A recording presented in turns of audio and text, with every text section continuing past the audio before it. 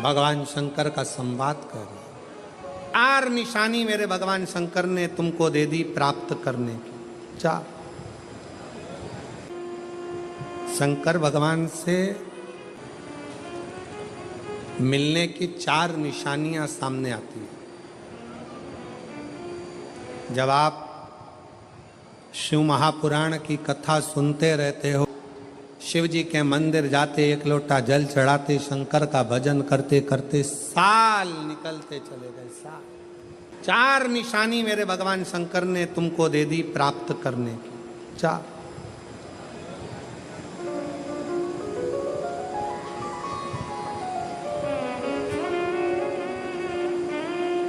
4 संकेत शिव मिलने के, शिव समागम के, शंकर को प्राप्त के। पहला संकेत भगवान शंकर देते हैं अपने भक्त को, जो भगवान शिव की कथा को निरंतर सुनता रहता है, शिवालय जाता रहता है, 1 लोटा जल चढ़ाता रहता है, शिव को भजता रहता है, श्री शिवाय नमस्तुभ्यम कहता रहता है। उसको पहला संकेत भगवान शंकर देते हैं अपने मिलन का, उसको स्वप्न में दर्शन देते हैं। जब भगवान शंकर का दर्शन बार बार स्वप्न में होने लगे, समझ लेना कि तुमने पहली परीक्षा पास कर ली, तुम दूसरी क्लास में पहुंच रहे। दूसरी क्लास। शिव जी से मिलने के 4 संकेत मेरे भगवान शंकर दे देते। पहला संकेत कौन सा है?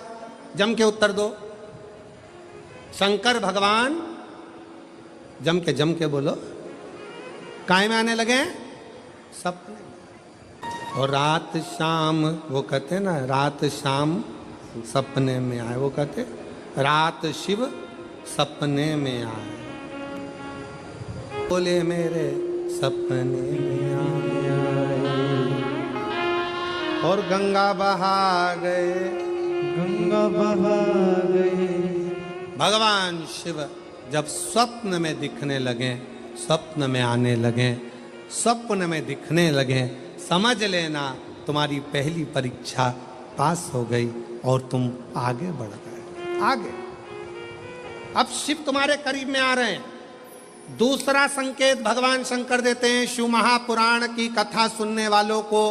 पहला संकेत शिव जी ने दिया, अगर शंकर सपने में आए समझ लेना शिव जल्दी मिलने वाले हैं। दूसरा संकेत, जिस शिवलिंग की तुम घर में पूजन करते हो, जिस शिवलिंग के मंदिर में पूजन करते हो, मान लो वो शिवलिंग कभी तुमको उसमें शंकर का प्रतिबिंब दिखने लगे, कभी तुम्हें ऐसा लगे कि कोई मुझे झांक रहा है, कभी तुम्हें ऐसे लगे कि मंदिर में और कोई भी है, तुम्हें कभी लगने लगे कि ये शंकर का शिवलिंग हिल रहा है, कभी तुम्हें लगे तुम्हारे घर में रखा हुआ शंकर का शिवलिंग कोई मनुष्य की आकृति जैसा दिख रहा है, कभी तुमने लगने लगे कि जिस मंदिर में मैं जाती हूँ वहाँ का शंकर का शिवलिंग ऐसा लग रहा है कि मंदिर में और भी लोग बैठे हैं। तुम मंदिर से निकल रही थी, पीछे से कोई की आवाज आई, तुमने पलट कर देखा कोई नहीं, तुम्हें लगने लगे, समझ लेना कि तुमने शिव पुराण की दूसरी परीक्षा पास कर ली। शंकर तुम्हारे करीब में आने चाहिए, शिव तुम्हारे करीब में आ रहे हैं, करीब। और शिव महापुराण की तीसरी परीक्षा, शंकर संकेत देते हैं मिलन का संकेत। पहला संकेत स्वप्न, दूसरा संकेत अपने इष्ट मूर्ति का हलचल, और तीसरा संकेत जब आप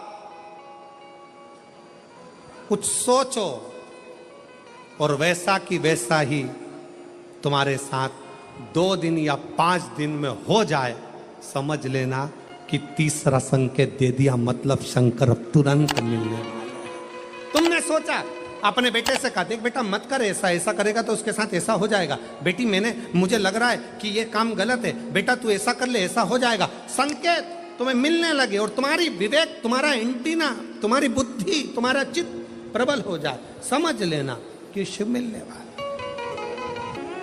संकेत शिव। तीसरे नंबर का संकेत भगवान शंकर देते हैं, जब आप शंकर के मंदिर में जाकर बैठो या अपने पूजन के स्थल पर जाकर बैठो और शंकर जी से आप बात कर रहे हो और उसका जवाब शिव देना प्रारंभ कर दें, संकेत में देना चालू कर दे, समझ लो शिव मिलने वाला। चौथा संकेत, अब चतुर्थ नंबर का संकेत, और ये संकेत नहीं, ये शिव का मिलना है। जब ये 3 परीक्षा पास हो जाती है तो चौथे नंबर की परीक्षा पास करने की जरूरत नहीं पड़ती है। दुनिया के लोग कहते हैं कि भगवान आते हैं 2-4 घंटे रुकते हैं, सब झूठ है। भगवान एक क्षण के लिए आता है और तुम्हारे सामने आकर तुम्हारे सामने से निकल कर चले जाता है और तुम्हें महसूस करा देता है कि मैं तेरे सामने आया था और निकल कर चले गया, तुम मुझे पहचान नहीं पाया। आता है, आए।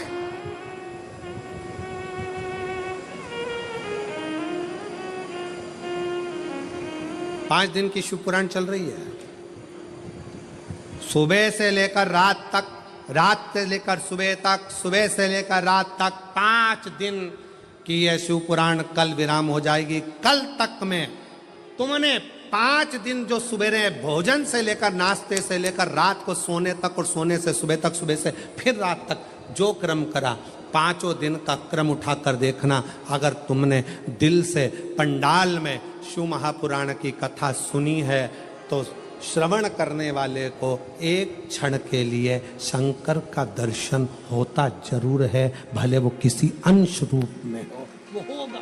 जब ये शिव का लोक है, शंकर का लोक है, तो जब हम हृदय से भगवान शिव को पुकारते हैं तो एक क्षण के लिए शिव आता जरूर है। श्री शिवाय नमस्तु,